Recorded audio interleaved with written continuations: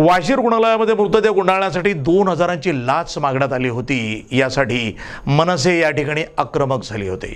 नमस्कार, मी संजय शिर्के, महाराष्ट्र नवनिर्माण सेना विभाग सचिव, वाशी नवी मुंबई।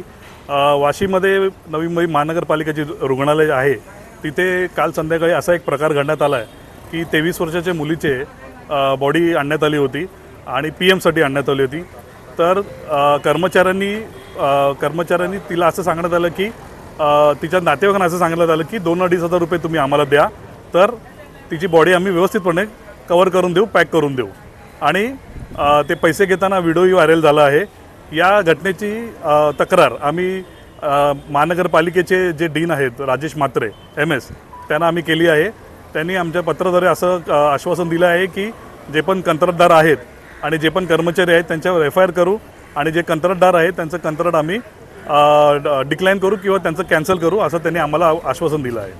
तर लास्ट प्रकरण नेमकं काय आहे, आपल्यातर्फे काय कारवाई करण्यात येते, काय जे काही घडलेलं आहे ते समाज माध्यमांमध्ये एक चित्रफित व्हायरल झालेली आहे आणि त्या अनुषंगाने जो प्रकार घडलेला आहे तो नक्कीच निंदनीय आहे आणि सदर कंत्राटदाराला आदेश देऊन त्या कर्मचाऱ्याला तात्काळ निलंबन करण्याचे आदेश देण्यात आलेले आहेत। याबाबतची चौकशी करून त्याबाबतचा अहवाल आणि त्यानंतरची योग्य ती कायदेशीर कारवाई करण्यात येईल।